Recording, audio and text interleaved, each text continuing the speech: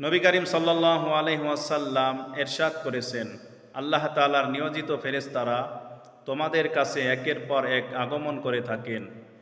একদল রাত্রে দায়িত্ব পালনের জন্য আগমন করেন, অপর দল দিনে দায়িত্ব পালনের জন্য আগমন করেন এবং উভয় দল ফজর এবং আসরের নামাজের সময় একত্রিত হয়।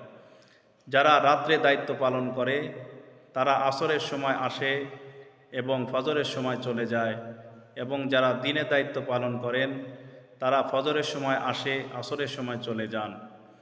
যখন তারা আল্লাহ তাআলার কাছে ফিরে যান, আল্লাহ তাআলা জানা সত্ত্বেও জিজ্ঞাসা করেন, আমার বান্দাদেরকে তোমরা কোন অবস্থায় দেখে এসেছো?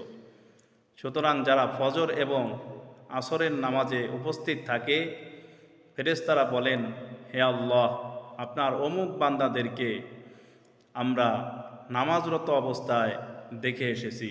সুবহানাল্লাহ। তাই আসুন আমরা ফজর এবং আসরের নামাজে জামাতে উপস্থিত থাকার চেষ্টা করি, তাহলে আমাদের নামটা আল্লাহ তাআলার দরবারে উচ্চারিত হবে। আল্লাহ তাআলা আমাদের সকলকে তৌফিক দান করুন। আমিন।